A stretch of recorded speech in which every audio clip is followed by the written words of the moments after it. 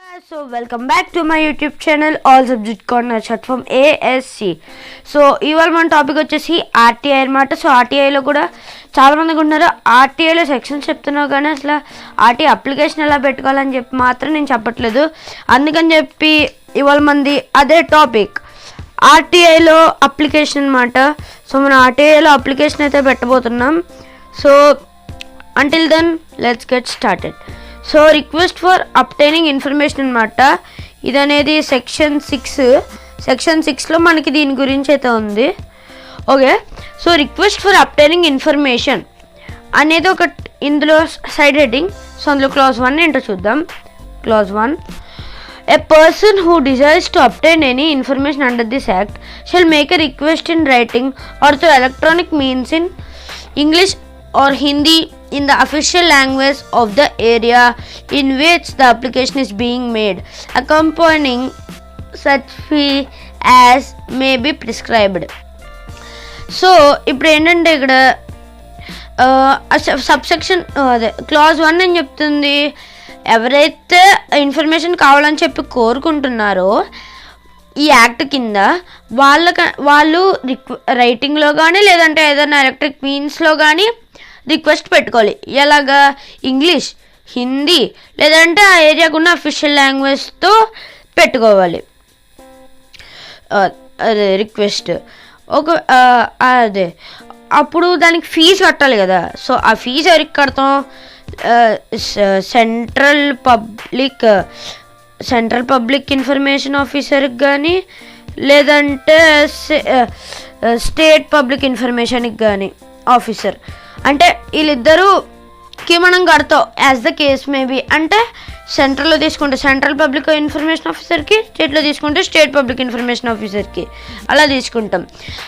ఒకవేళ కనుక లేరనుకోండి అప్పుడు మనం assistant central public information officer తీసుకోవచ్చు, లేదంటే అసిస్టెంట్ స్టేట్ పబ్లిక్ ఇన్ఫర్మేషన్ ఆఫీసర్కి కూడా ఇవ్వచ్చు. ఒకవేళ కనుక central public information, state public information వాళ్ళు లేరు అనుకోండి అప్పుడు మనం అసిస్టెంట్స్కి అయితే ఇవ్వచ్చు అనమాట as the case may be. Specifying the particulars of the information sought by him or her.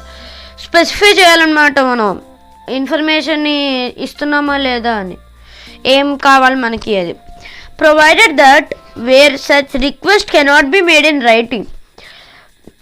ఒకవేళ కనుక రిక్వెస్ట్ ఏదైతే ఉందో అది అనేది రైటింగ్లో చేయలేదనుకోండి అప్పుడు ఏంటి ఆ సెంట్రల్ పబ్లిక్ ఇన్ఫర్మేషన్ ఆఫీసర్ కానీ లేదంటే స్టేట్ పబ్లిక్ ఇన్ఫర్మేషన్ ఆఫీసర్ కానీ యాజ్ ద కేస్ మేబీ అతనికి చేతనైనంత సహాయం చేయాలి. ఎవరికి?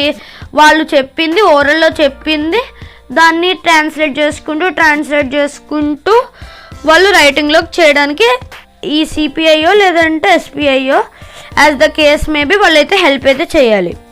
ఓకే, ఇప్పుడు సబ్సెక్షన్ 2 ఏంటో చూద్దాం. అంటే class 2, any applicant making request for information shall not be required to give any reason for requesting the information or any other personal details except those that may be necessary for contacting him.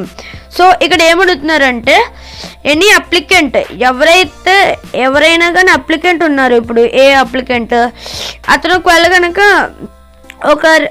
ఒక information కావాలి, తనకి Ayyanna information కావాలి, అప్పుడు అతను ఏం పెట్టాలి? ఒక request అనేది పెట్టాలి, అనే రిక్వెస్ట్ పెట్టాలి. ఆ రిక్వెస్ట్లో ఏముండాలి? అతని కాంటాక్ట్ అయ్యే లైక్ ఫోన్ నెంబర్ ఉండాలి. ఒకవేళ ఉంటే ఈమెయిల్ అడ్రస్ ఉండాలి. అలాగా ఈమెయిల్ అడ్రస్, ఫోన్ నెంబర్ అలా అతని కాంటాక్ట్ అవ్వడానికి మాత్రమే ఉండాలి. మిగతా ఉండే వాళ్ళు ఏం పని చేస్తున్నారు, వాళ్ళు ఏం చేస్తున్నారు, వాళ్ళ జాబ్ ఏంటి, ఇలాంటివి ఏమీ అక్కర్లేదు అనమాట. ఓకే, ఇప్పుడు క్లాస్ 3కి వచ్చేద్దాం. అంటే subsection 3, wear an application is made to A public authority request for an information.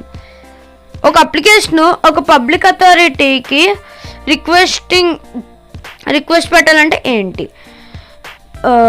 ఈ పబ్లిక్ అథారిటీస్ అంటే ఏంటి అని మీరు అనుకుంటుంటే ఈ వీడియో కింద మీకు అయితే డిస్క్రిప్షన్లో లింక్ ఇస్తాను.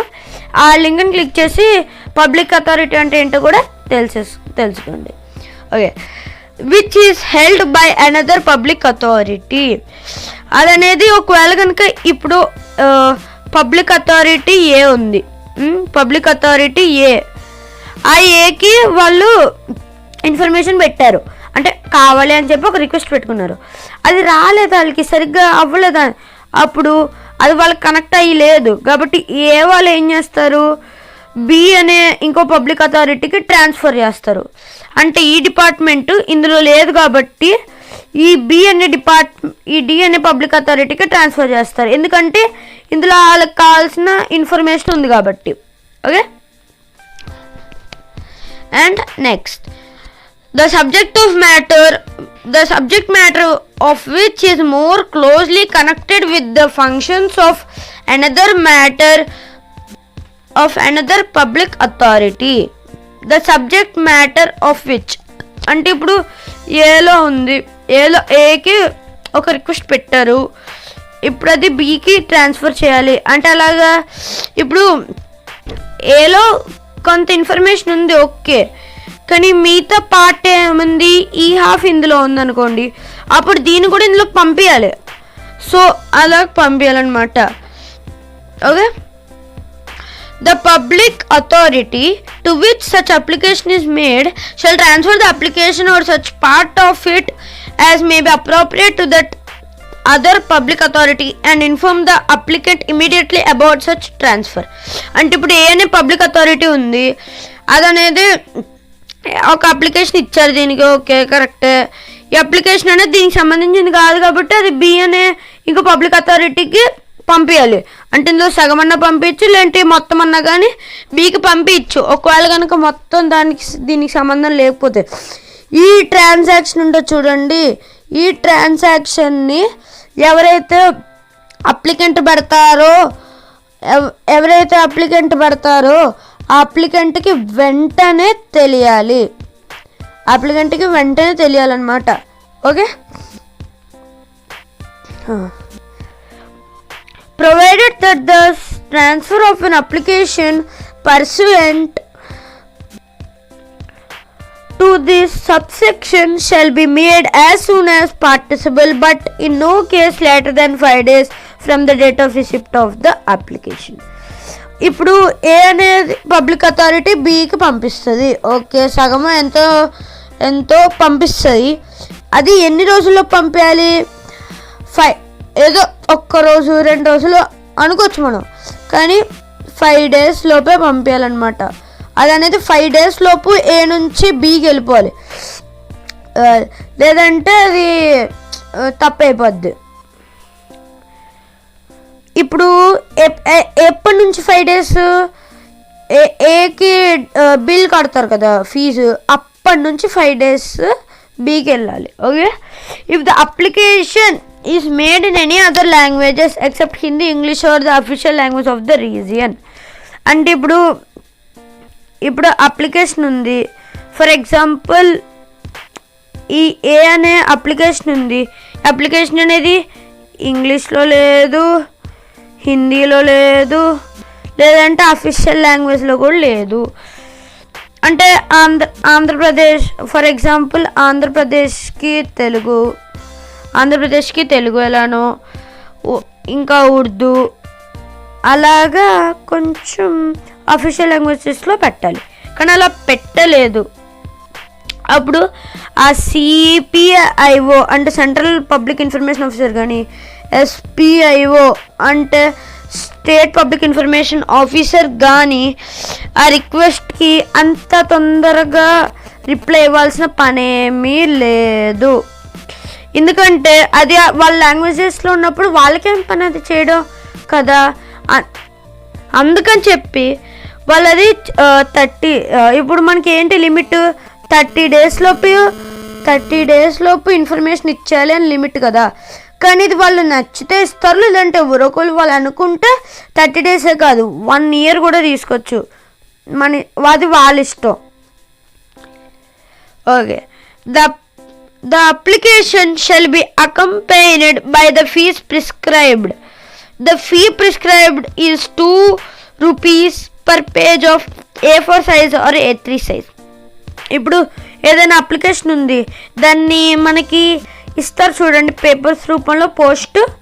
సో అదనేది మనకి ఫీ కట్టాలి కదా. ఆ ఫీ ఎలా క్యాలిక్యులేట్ చేస్తాం? ఇప్పుడు మనకి A4 సైజ్ పేజ్లోనో A3 సైజ్ పేజ్లోనో పంపిస్తారు కదా మనకి. అవి ఎన్ని పేజీలు అయితే ఉన్నాయో ఒక్కొక్క పేజ్కి 2 రూపీస్. అంటే ఎన్ని పేజెస్ అయితే ఉన్నాయో అన్ని పేజెస్కి ఇంటూ 2 అన్నమాట. ఓకే, అలాగా. The PIO can charge those amounts as involved in collecting information. ఇప్పుడు ఆ పిఐఓ ఉంటాడు కదా, అంటే ఎస్పిఐఓ లేదంటే సిపిఐఓ, పబ్లిక్ ఇన్ఫర్మేషన్ ఆఫీసర్, అతడు అనేది దీన్ని కలెక్టింగ్ ఇన్ఫర్మేషన్ ఉంటుంది కదా, ఇన్ఫర్మేషన్ కలెక్ట్ చేస్తారు. ఆ ఫీజెస్లో ఇన్వాల్వ్ చేసుకోవాలి దీన్ని. కానీ ఇతను సపరేట్గా ఛార్జ్ని అయితే వేయలేడు. దేని మీద? ఫీజు మీద. అంటే ఇప్పుడు ఇన్ఫర్మేషన్ సెర్చ్ చేస్తారు కదా, కలెక్ట్ చేస్తారు కదా, దాని మీద సపరేట్ ఫీజు వేయాల్సిన పనే లేదు. ఇది ఒకవేళ కనుక పే చేస్తే అప్పుడు ఆ ఇన్ఫర్మేషన్ మనకి ఎప్పటిలోపు రావాలి? 30 days మనం ఎప్పుడైతే బిల్లు కడతామో అప్పటి నుంచి 30 days తర్వాత మనకి రావాలి. అప్పటి నుంచి 30 days తర్వాత మనకి ఇన్ఫర్మేషన్ అనేది వస్తుంది. Okay, clear. However public information officer must commence proceeding from the date of receipt of application. చెప్పిందే కదా, పబ్లిక్ ఇన్ఫర్మేషన్ ఆఫీసర్ అనేది ఎప్పటి నుంచి అయితే డేట్ ఆఫ్ రిసిప్ట్ అయిందో అప్లికేషన్ది అప్పటి నుంచి వర్క్ అనేది స్టార్ట్ చేయాలి. Okay. A corporation or association of persons not being a citizen cannot apply for information. ఎవరైనా అనే పర్సన్ ఒక కార్పొరేషన్ తరపున కానీ, లేదంటే ఏదైనా అసోసియేషన్ తరపున కానీ, లేదంటే ఏదైనా కంపెనీ తరపున కానీ, ఏదైనా ట్రస్టీ తరపున కానీ, అలా కొన్ని గ్రూప్స్ ఉంటాయి కదా, వాటి తరపున కనుక అతను రిక్వెస్ట్ పెట్టాడు అనుకో పిఐఓకి, అప్పుడు ఈ పిఐఓ అనేది వెంటనే రిజెక్ట్ చేసేస్తారు. అలా పెట్టకూడదు అని చెప్పి రిజెక్ట్ చేసేస్తారు.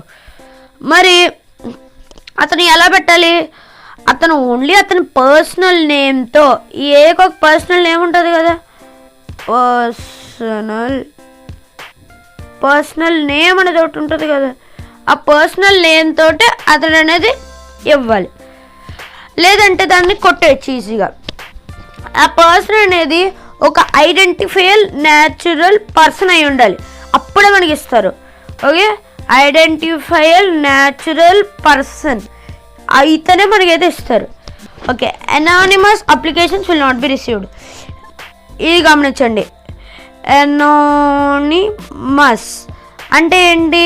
అనానిమస్ అంటే ఇప్పుడు కొన్నిటికి నేమ్ ఉండదు, కొన్నిటికి అడ్రస్ ఉండదు, అలాంటి వాటిల్లో అనానిమస్ అంటే అన్నోన్ వాటిల్లో అనానిమస్ అని అనొచ్చు. సింపుల్గా చెప్పాలంటే unknown. Okay. Oral transmission of information is not permissible. అంటే ఓరల్ ట్రాన్స్మిషన్ అంటే ఓరల్గా ఓరల్ రిక్వెస్ట్ ఇంకా మళ్ళీ ఆ పిఐఓ ఏం చేస్తాడు, మళ్ళీ ఓరల్ ఇన్ఫర్మేషన్ ఇవ్వడం పర్మిసబుల్ కాదు, అంటే దానికి పర్మిషన్ లేదు అని అర్థం. అదే if a person cannot make in writing and ask orally for information, ఒకవేళ కనుక అతను రైటింగ్లో చేయలేడు. ఓకే, అతను రైటింగ్లో చేయలేకపోతే అప్పుడు సిపిఐఓ కానీ, అంటే స్టేట్ ఇన్ఫర్మేషన్ అంటే దాన్ని ఏమంటారు, సెంట్రల్ పబ్లిక్ ఇన్ఫర్మేషన్ ఆఫీసర్ కానీ, స్టేట్ పబ్లిక్ ఇన్ఫర్మేషన్ ఆఫీసర్ కానీ అతని దగ్గరుండి, యాజ్ ద కేస్ మేబీ, అతని దగ్గరుండి అతనికి రీజనబుల్ అసిస్టెన్స్ ఇచ్చి దాన్ని రైటింగ్లోకి, అంటే దాన్ని వాళ్ళ లాంగ్వేజ్లో, అంటే ఇంగ్లీష్ హిందీ ఇంకా వాళ్ళ అఫీషియల్ లాంగ్వేజ్లోకి మార్చుకొని రైటింగ్లోకి సింప్లిఫై చేయాలన్నమాట వాళ్ళ ఓరల్ వర్డ్స్ని. ఓకే, అదనమాట. సో ఇది మన ఎలా ఇన్ఫర్మేషన్ సీక్ చేయాలి సెక్షన్ 6 గురించి. సో ఇప్పుడు దాని గురించి తెలుసుకున్నాం కదా, ఒక కేసులా చూద్దాం. Okay, so let's go into case law. So ఒక కేసులా అని చెప్తాను, లెంత్ ఎక్కువైపోద్ది మళ్ళీ. ఓకే, ఇప్పుడు మన కేసులాస్ కావాలంటే Subhash Chandra Agarwal versus Supreme Court of India. దాని నెంబర్ చెప్తున్నాను, CIC/A/3/2006. ఓకే, CIC అంటే సెంట్రల్ ఇన్ఫర్మేషన్ కమిషన్. CIC కొత్త వర్డ్ నోట్ చేసుకోండి. Okay, it has been observed that under the proviso to section 6 of 3, transfer of an applicant pursuant to this subsection is to be made in no case later than 5 days from the date of receipt of the application. అంటే ఇప్పుడు మనకి ఏంటి, ఈ Subhash Chandra Agarwal versus Supreme Court of India ఉంది కదా, supreme Court of India వీళ్ళకి ఏంటంటే ఇప్పుడు ఇతను ఒక అప్లికేషన్ పెట్టుకున్నాడు. ఎవరు, సుభాష్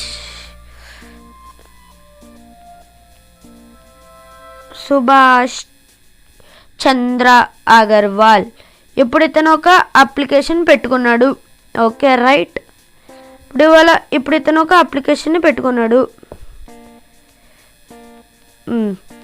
ఓకే, ఇతను పెట్టుకున్న తర్వాత ఆ పబ్లిక్ ఇన్ఫర్మేషన్ ఆఫీసర్ ఏం చేశాడు, పబ్లిక్ ఇన్ఫర్మేషన్ ఆఫీసర్ ఏమో అది ఇతనిది కాదు అంటే ఇతని పబ్లిక్ అథారిటీ లేదు కాబట్టి ఇంకో పబ్లిక్ అథారిటీకి ట్రాన్స్ఫర్ చేయాలి. కానీ ట్రాన్స్ఫర్ చేయకుండా 5 days లోపు, 5 days లిమిట్ ఉంది కదా, 5 days లోపు ట్రాన్స్ఫర్ చేయకుండా అక్కడే ఉంచేసాడు. 5 days లోపు ఇవ్వలేదు కాబట్టి ఈ సుభాష్ చంద్ర అగర్వాల్ ఏం చేశారు, సుభాష్ చంద్ర అగర్వాల్ అనేది డైరెక్ట్గా సుప్రీం కోర్టుకి వెళ్ళి కంప్లైంట్ చేశారు. సో అదనమాట ఈ కేసులో. సో మీకు కనుక నచ్చినట్లయితే ఈ video please like, share and subscribe. So bye bye.